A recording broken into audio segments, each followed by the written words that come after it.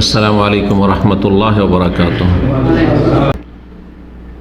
ছেলে মেয়েদের অধিকার সম্পর্কে কিছু কথা আজকে সংক্ষেপে বলবো, যার মাধ্যমে আমাদের প্রত্যেকের হয় ছেলে মেয়ে আছে, ছোট অথবা বড় হয়েছে, অথবা ছেলে মেয়ে নেই কিন্তু ইনশাআল্লাহ তাআলা বিবাহিত ছেলে মেয়ে আসবে, অথবা অবিবাহিত তারপরেও ইনশাআল্লাহ তাআলা নিয়ত আছে একজন মুসলিম হিসাবে যে ছেলে মেয়ে হবে ইনশাআল্লাহ। সুতরাং প্রত্যেকের প্রয়োজন এবং এটি একটি গুরুত্বপূর্ণ দায়িত্ব। ছেলে মেয়েদের অধিকার বা ছেলে মেয়েদের ক্ষেত্রে দায়িত্ব সম্পর্কে সচেতন হওয়া।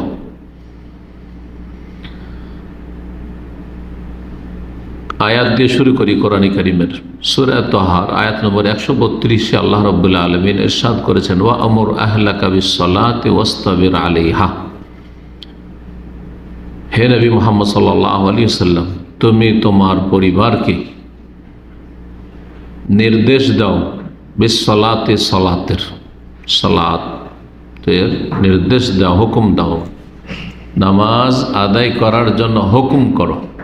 আল্লাহ রাব্বুল আলামিন হুকুম দিতে বলছেন। ওয়াসতাবির আলাইহা, এবং তার ওপর তুমি ধৈর্য ধারণ করো, তার ওপর তুমি সালাতের ওপর তুমি অটলতা অবলম্বন করো। এখানে সবর মানে as-sabru আলা তাআ, অটলতা। সবর ধৈর্য তিন প্রকারের হয়, তার মধ্যে একটি সাধারণ জনগণ শুধু জানে, দুটিই জানেন না, আর সেটি হচ্ছে বালা মুসিবতে বিপদ আপদে ধৈর্য ধারণ করা। এটি সাধারণ মানুষ বুঝে। ধৈর্য ধারা মানে বিপদ আপদ আসলে, অপ্রীতিকর অশান্তি হইলে ধৈর্য ধরতে হয়, এটাই বুঝে। সে কেউ মারা গেল, কেউ অসুস্থ হলো, কোনো আর্থিক ক্ষতি হলো, পারিবারিক ক্ষতি হলো, ধৈর্য ধারণ করা। কিন্তু আরও দুটি যে ধৈর্য রয়েছে বড়ই গুরুত্বপূর্ণ। তার একটি হচ্ছে as-sabru আলা তাআ, আল্লাহর আনুগত্যের ওপর, দিনের ওপর ধৈর্য ধারণ করা মানে অটলতা অবলম্বন করা। আর তৃতীয় হচ্ছে as-sabru আনিল মাসিয়া, গুনাহ থেকে বেঁচে থাকার ক্ষেত্রে ধৈর্য ধারণ করা বড়ই গুরুত্বপূর্ণ। যেমন দিন পালনে আপনি অটল থাকবেন, অবিচল থাকবেন, কখনো পিছপা হবেন না, বা কখনো আপনি সেখান থেকে অপসৃত হবেন না। মাঝে মাঝে দিন ধর্ম করলাম, মাঝে মাঝে করলাম না, যেমন অধিকাংশ মুসলিমদের অবস্থা এটা, এমনটা নয়। সবসময় আল্লাহর আনুগত্য, আল্লাহ সন্তুষ্টির ওপর অবিচল থাকে। আর আরেকটি হচ্ছে গুনার কাজ থেকে বেঁচে থাকার ক্ষেত্রে ধৈর্য ধারণ, বড়ই ধৈর্যের প্রয়োজন রয়েছে, বড়ই দৃঢ় প্রতিজ্ঞ হওয়ার আজম, মনকে শক্ত করার প্রয়োজন রয়েছে। না হলে এই যে ফিতনার যুগে গুনাহ থেকে বেঁচে থাকা অত সহজ নয়। তো ওয়াসতাবির আলাইহা, এখানে ওয়াসতাবির আলা সালাহ, সালাতের উপর ধৈর্য ধারণ করো। তো এখানে আল্লাহ রাব্বুল আলামিন নির্দেশ দিতে বলেছেন, আগে নির্দেশ দিতে বলেছেন। তাহলে কাকে? পরিবারকে, আহলাহু। আর পরিবার বলতে স্ত্রী এবং ছেলে মেয়ে, এটা হচ্ছে ক্ষুদ্র একটি পরিবার। যদিও পরিবারে অন্তর্ভুক্ত হতে পারে বাবা মা একসাথে আছে, বেঁচে আছেন আর একসাথে আছেন, তারপরে আপনার ভাই বোনেরা তারা আপনার অধীনে আছেন, এখনও আপনার উপর নির্ভরশীল, তারা তাদের খরচ খরচা চালাচ্ছেন, বা তারা আপনার সাথে আছে। যেমন আমাদের দেশে কিন্তু জয়েন্ট ফ্যামিলি, আমাদের দেশের যে সভ্যতা বা ট্রেডিশন পারিবারিক, সেটা হচ্ছে জয়েন্ট ফ্যামিলিতে থাকা। ভাইয়েরা একসাথে আছে, 5 ভাই, তাতে কিছু লাভের দিক আছে, ক্ষতিরও দিক আছে শরীয়তের দৃষ্টিতে। যদি ওই ক্ষতিগুলো থেকে বাঁচতে পারি তাহলে ভালো, আর যদি ক্ষতি হয়ে যায় লাভ করতে গিয়ে তাহলে ভালো নয় জয়েন্ট ফ্যামিলিটা। সেদিকে যাচ্ছি না। জয়েন্ট ফ্যামিলিটার উপরে যদি আলোচনা করা যায়, এর মাসালেহ আর মাফাসেদ, উপকারিতা অপকারিতা, দুইটা একটা বড় একটা লেকচার। জি, কখন আমাকে মনে করে দেবেন, ইনশাআল্লাহ তাআলা এর উপরে আলোচনা করা যেতে পারে, কারণ আমাদের সমাজে বড়ই তিক্ত অভিজ্ঞতা এটা। জি, ভালো দিক আছে, খারাপ দিক আছে। একসাথে আছেন বা আপনার অধীনে আছেন এখনও নাবালক ভাই বোনেরা, বা বোনেরা সাবালিকা হইলেও তারা অবিবাহিতা, তাহলে এরা আপনার পরিবার। তাদেরকে নির্দেশ দিতে হবে সালাতের জন্য। আল্লাহ রাব্বুল বলেছেন নির্দেশ দিতে হবে স্ত্রী এবং ছেলে মেয়েদেরকে, আপনার অধীনে যারা আছে তাদেরকে। এমনকি বাড়িতে চাকর-নকর থাকলেও তারা আপনার পরিবার, আপনার বাড়িতে খাচ্ছে, আপনার সংসারে কাজ করছে, তাদেরকে সালাতের কথা বলবে। এই নয় যে আপনার দুনিয়ার কাজ হয়ে গেল ছুটি, না, সালাতের কথা আল্লাহ রাব্বুল বলেছেন। এই সালাত যে কত গুরুত্বপূর্ণ, যে যেমন আল্লাহ রাব্বুল আলামিন সরাসরি রাসূলুল্লাহ সাল্লাল্লাহু আলাইহি ওয়াসাল্লামকে এখানে নির্দেশ দিচ্ছেন, সরাসরি প্রথম সম্বোধন তাকে, আর তারপরে প্রতিটি মুমিন মুসলিমকে সম্বোধন করছে আল্লাহ রাব্বুল আলামিন, হে মানুষ, হে মুসলিম, তুমি তোমার পরিবার পরিজনকে সালাতের হুকুম দাও। তাহলে আপনার আন্ডারে যারাই আছে, আপনার স্ত্রী, আপনার ছেলে মেয়ে, এই কথা বললে হবে না যে ওরা তো সব বুঝে, আমার স্ত্রীকে বুঝে না, ওকে আবার বলার প্রয়োজন আছে নাকি? অনেক মূর্খ লোকের এরকম বলে। মূর্খ মানে দুনিয়ার ক্ষেত্রে মূর্খ নয়, যথেষ্ট শিক্ষিত, কিন্তু ধর্মীয় ক্ষেত্রে স্বাধীনতা আছে, নাউজুবিল্লাহ। এই স্বাধীনতা মানে এই স্বাধীনতা না রে, অমুসলিমদের স্বাধীনতা আছে, তাদের মুসলিম দিন পালন করবে, কিন্তু আপনার পরিবার সদস্য স্বাধীনতা আছে, ও সব কিছু বুঝে, ওকে আবার বলার কি প্রয়োজন? এ কথা বলা মোটেই জায়েজ নয়, নাহলে ফেঁসে যাবেন আল্লাহ রাব্বুল আলামিনের কাছে। ওয়ামুর আহলাকা বিসসালাহ, হে মুসলিম, পরোক্ষভাবে ইনডাইরেক্ট সম্বোধন প্রতিটি মুমিন মুসলিমকে, যে তুমি তোমার স্ত্রী, ছেলে মেয়ে, তোমার অধীনে যারা ভাই বোন আছে তাদেরকে সালাতের নির্দেশ দাও। তাহলে নির্দেশ দিতে হবে। নির্দেশের 3টি স্তর রয়েছে। আপনি কোন স্তরে আছেন? বল প্রয়োগ করতে পারবেন? এই যে নাবালক বাচ্চাগুলো আছে, বল প্রয়োগ করে সালাতের নির্দেশ। 7 বছর থেকে বলবেন শুধু, 10 বছরে বল প্রয়োগ করবেন, ওয়াদরিবুহুম আলাইহা, আর তারপরে 15 বছর পর্যন্ত, 14 বছর পর্যন্ত তরবিয়ত হয়ে গেল, আর ইনশাআল্লাহ সালাত ছাড়বে না। 15 বছর, 16 বছর সালাত ফরজ হয়ে গেছে একেবারে নিশ্চিত, তারপরেও আপনি বল প্রয়োগ করতে পারবেন, কারণ আপনার পুরোপুরি নির্ভরশীল। কিন্তু একটা ছেলে 20 বছর, 22 বছর, 25 বছর হয়ে গেছে, সে স্বাবলম্বী, চাকরি বাকরি পেয়ে গেছে, তার ইনকাম সোর্স সামনে খুলে গেছে, হয়তো জয়েন্ট ফ্যামিলিতে আছে, তখন বল প্রয়োগ করা সম্ভব নয়। নাহলে অনেক সময় বড় ফিতনা ফাসাদের আকার ধারণ করতে পারে, পারিবারিক কলহ বিবাদ হইতে পারে, যেটা ভালো নয়। তখন আপনাকে দ্বিতীয় স্তরে নেমে আসতে হবে। জি, ফাবিলিসানি, কথার দ্বারা বলতে হবে সালাতের কথা। এই একটি কথা মনে রাখবেন, এই মাসাইলগুলো খুব জরুরি, কারণ অনেকেই একসাথে ছেলেদেরকে নিয়ে আছেন, ছেলেরা বিবাহিত, ছেলেদের পরিবার আছে, সালাত পড়ে না, নামাজ পড়ে না, বলছে আমি কি করব? এই ক্ষেত্রে মনে রাখবেন যে আপনি যেটা করবেন, বলতে থাকবেন আপনি যে সালাত পড়ো, 1 নম্বর কথা। এ কথা বললে হবে না যে ও হেদায়েত হবে না, অনেক বলেছি, কথা শুনে না, কথা বললে হবে না, বলতে থাকতে হবে। ওয়ামুর আহলাকা বিসসালাহ, সালাতের পরিবারকে হুকুম করো। 2 নম্বর কথা, একসাথে আপনি খাওয়া দাওয়া করছেন, অথচ আপনার ওই স্বাবলম্বী সাবালক ছেলেরা সালাত পড়ছে না, এটা জায়েজ নাই, চলবে না। তুমি আমার সংসারে থাকবে, একই অন্নে থাকবে, আমাদের দেশীয় তরিকায় জয়েন্ট ফ্যামিলিতে, আর তুমি নামাজ পড়বে না, তাহলে তুমি আলাদা খাও, চলে যাও, আলাদা থাকো, আলাদা বাড়িতে থাকো, আলাদা ভিটে মাটি, তুমি বাড়ি করো না। সোজা কথা, এত সহজ নয়। যেন আমাদের দেশীয় তরিকাতে 4-5টা ছেলে, এটা একটা রুম, এটা একটা রুম, এটা একটা রুম, সব থাকছে, আর বাবা বুড়ো, দাড়ি টুপি আছে, নামাজ পড়ে, আর বাকি ছেলে নামাজ পড়ে না। কি করবো? কথা শোনে না, কথা শোনে না, ওকে বলে বাড়ি করতে, বাড়ি কর, তুই বাড়ি করে না, তুই নামাজ পড়বি আর না পড়বি সেটা তখন তোর বিষয়, কিন্তু এইখানে আমার সাথে ভিটে মাটিতে থাকলে, আমার সাথে একই অন্যে একই সংসারে থাকলে সালাত পড়তে হবে। তাহলে 2টি কথা মনে রাখবেন, হুকুম করতে থাকবেন, বল প্রয়োগ করা সম্ভব নয়। 2 নম্বর কথা, একসাথে রাখা চলবে না, একসাথে খাওয়া দাওয়া চলবে না, অথচ বেনামাজি তারা, তার মানে আপনার অন্তরে তাদের ওপর ঘৃণা নেই, তাহলে দুর্বল ঈমান আপনার নেই। অন্তরে যদি ঘৃণা থাকবে, অন্তরে ঘৃণা করে প্রতিবাদ করবেন, তাহলে কেনই বা আপনি একসাথে নিয়ে খাবেন এই বেনামাজিকে? সোজা কথা, ভালো করে শুনে রাখেন, স্পষ্ট কথা। এই বিষয়টি এত গুরুত্বপূর্ণ যে আল্লাহ রাব্বুল আলামিন এই উম্মতে নয়, আগের উম্মতের নবী রাসূলগণকে এই নির্দেশ দিয়েছেন। তাদেরও উত্তম চরিত্র এটি ছিল, তাদেরও আদর্শ এটি ছিল। এই জন্য সূরা মারিয়ামের আয়াত নম্বর 55-তে আল্লাহ রাব্বুল আলামিন ইরশাদ করছেন, ওয়াজকুর ফিল কিতাবে ইসমাঈল ইন্নাহু কানা সাদিকাল ওয়াদি ওয়া কানা রাসূলান নবিয়্যা। আয়াত নম্বর 54। ইসমাঈল আলাইহিস সালামের কথা স্মরণ করো। এই কোরআনে কারীমে তার কথা বর্ণনা করছি। ইন্নাহু কানা সাদিকাল ওয়াদ, ওয়াদার ক্ষেত্রে তিনি সত্যবাদী ছিলেন। ওয়া কানা রাসূলান নবিয়্যা, এবং তিনি নবী ছিলেন, রাসূল ছিলেন। তারপরে আয়াত নম্বর 55 বলছে ওয়া কানা ইয়া'মুরু আহলাহু বিস-সালাতি ওয়াজ-যাকাত।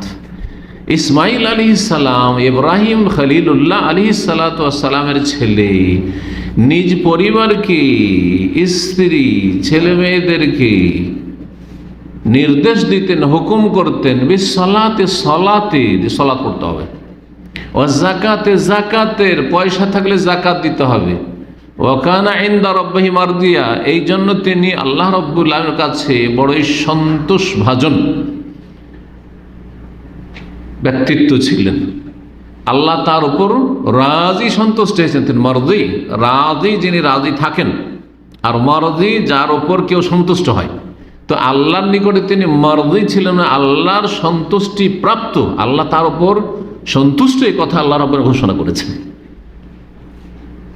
তো মনে রাখবেন যে আম্বিয়া রসুলগণ এই সালাতের গুরুত্ব দেখেছেন, শুধু নিজের ক্ষেত্রে নয়, নিজের পরিবার পরিজনের ক্ষেত্রে।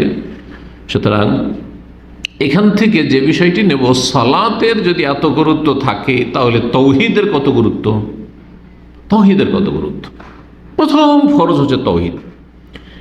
মনে রাখবেন, আউয়াল ওয়াজিব, সর্বপ্রথম ফরজ হচ্ছে তৌহিদ মানব জীবনে, এবং আকবার ওয়াজিব, সবচেয়ে বড় ফরজ হচ্ছে তৌহিদ, আল্লাহর একত্ব প্রতিষ্ঠা করা।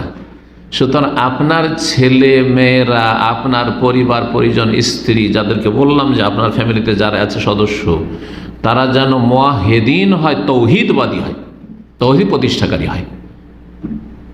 আকীদাই তৌহিদ, কথাই তৌহিদ, কাজে তৌহিদ। তৌহিদ পরিপন্থী হচ্ছে শিরক, যেন শিরকি আকীদার লোক না হয়। যেমন দেবদেবীর পূজারী হবে না, তেমন মাজার পূজারী হবে না, তেমন সুফি হবে না, যাদের আকীদায় শিরক ভরপুর রয়েছে, সুফি হবে না আপনার ছিল না, সংশোধন করতে হবে।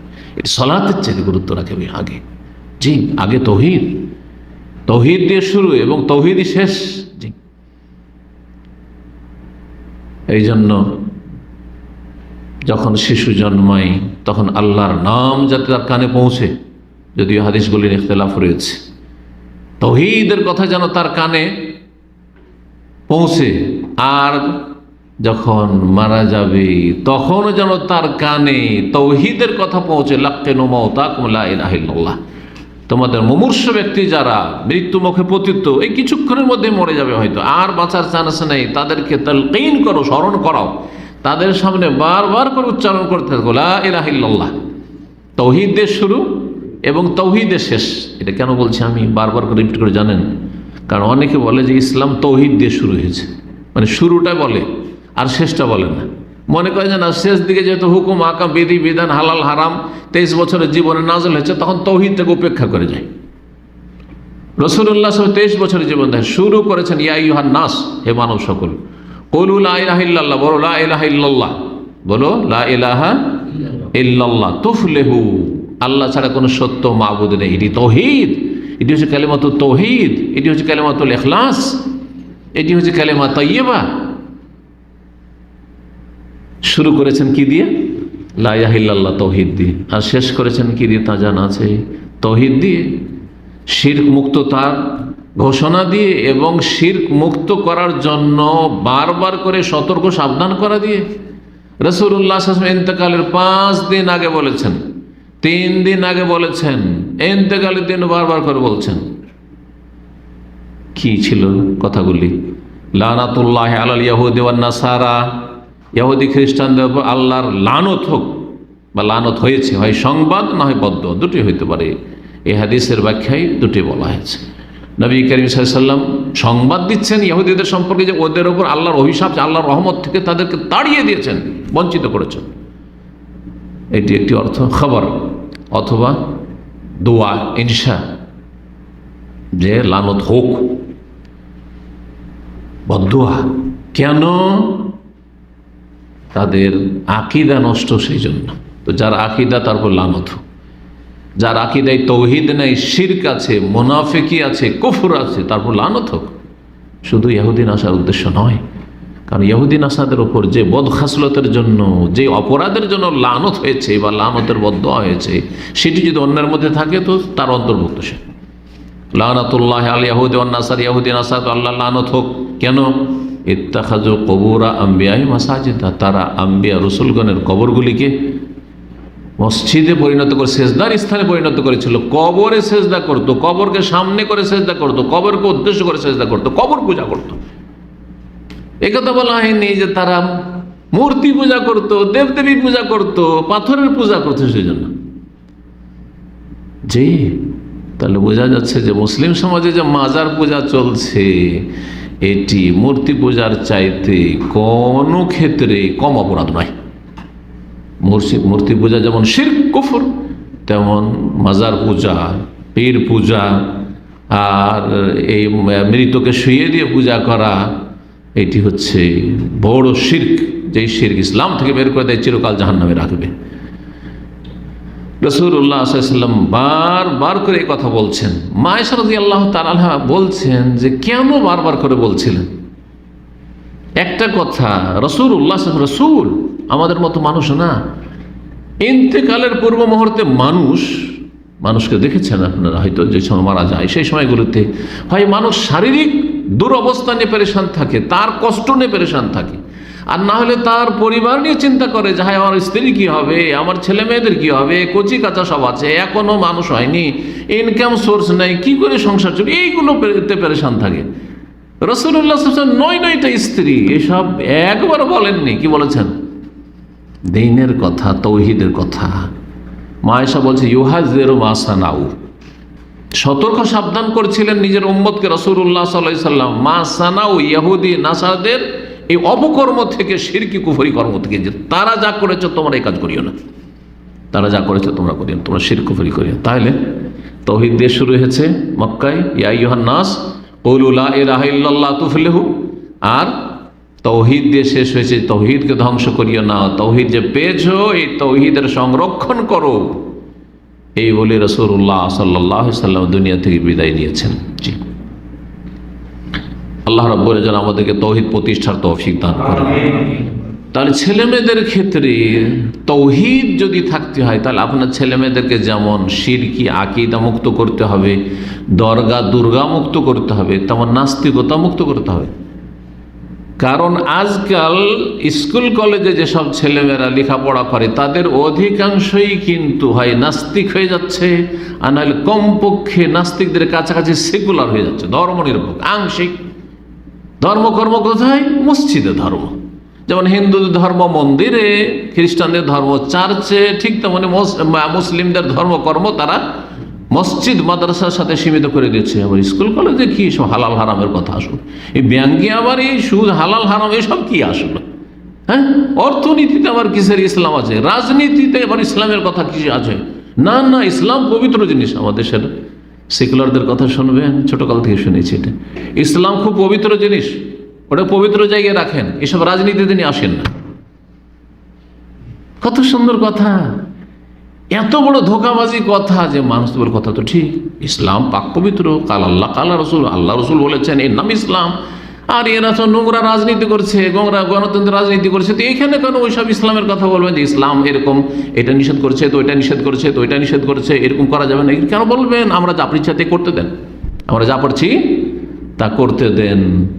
জানি না বাংলাদেশে কি অবস্থা আছে। পশ্চিমবঙ্গে আজকে থেকে আমি 25 বছর আগে, 30 বছর আগে যখন 7 বছর শিক্ষকতা করেছি, তখন বড় বড় দাওরা মাদ্রাসার বাৎসরিক জলসা মাহফিল আছে, তার বিজ্ঞাপনের নিচে নোট বিশেষ দ্রষ্টব্য লেখা থাকে, এই মাহফিলে কোনো রাজনৈতিক আলোচনা নিষেধ। এই মাহফিলে কোনো রাজনৈতিক আলোচনা নিষেধ, অর্থাৎ যারা রাজনীতিবিদ, পলিটিশিয়ান যা করছে করতে দেন, তাদের ভুল ধরবেন না। সমাজপতিরা যা অন্যায় করছে করতে দেন, ওই সব বলবেন না। জি, তো এটা হচ্ছে সেকুলারিজম, আসলে ধর্মনিরপেক্ষতা। তাহলে আপনার ছেলে মেয়েদেরকে এইভাবে যদি সেকুলার করে তৈরি করেন, তাহলে আপনি তৌহিদ শিখালেন না। তৌহিদ মানে শুধু এই নয় যে লা ইলাহা ইল্লাল্লাহ খুব জিকির আজকার করে, খুব লা ইলাহা ইল্লাল্লাহ জপতে থাকে, আর বাস লা ইলাহা ইল্লাল্লাহ ফজিলত বয়ান করে, আর ফজিলত শুনে, আর সুবহানাল্লাহ সুবহানাল্লাহ করে, এর নয়। তৌহিদ জীবনের প্রতিটি ক্ষেত্রে বাস্তবায়ন করতে হবে।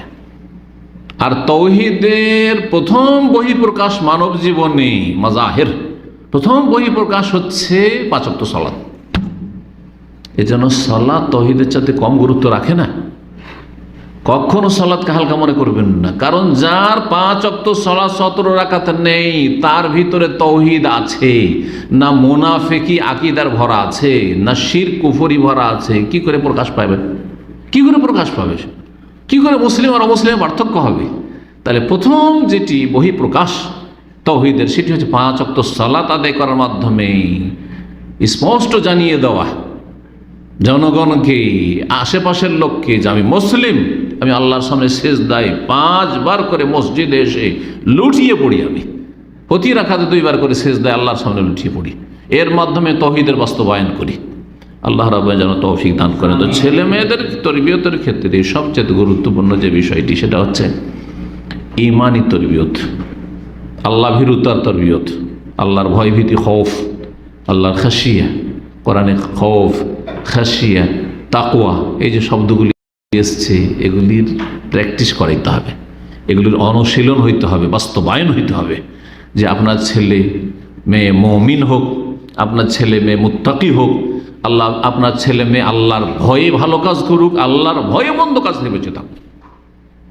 আল্লাহ রাব্বুল যেন আমাদেরকে তৌফিক দান করেন এবং ছেলে মেয়েদের তরবিয়ত যেন আল্লাহ রাব্বুল আলামিন সহজ করে দেন।